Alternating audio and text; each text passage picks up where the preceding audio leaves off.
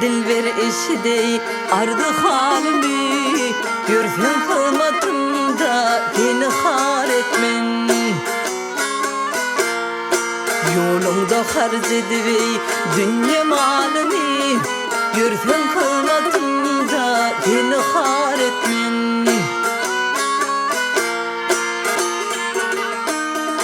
İnne baş koymuşam ey senin yoluna, hayran bolup bakma ey tağı soluna.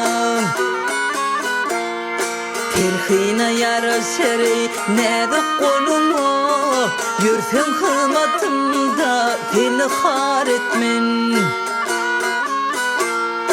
Terhine yaraşar ey nedik koluna, görsen hırmatımda beni har etmen, beni har etmen.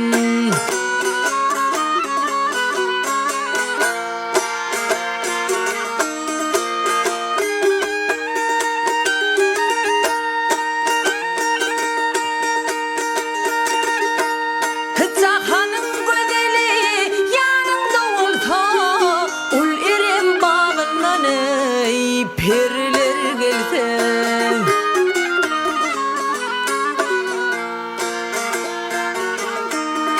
Kümüşlü kollarını boynumdan salsa, men senin özgeni söver yar etmey, seni har etmen.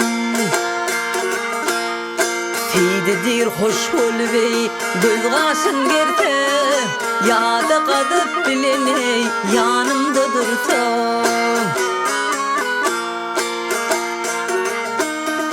Bir gün gelip meni tayakla vursa, urdu deyip hiç vağdey namı har etmen. Bir gün gelip meni tayakla vursa, urdu deyip hiç vağdey namı har etmen, namı har etmen. Men senin özgeni, men senin özgeni söver yar etmen, asla yar etmen.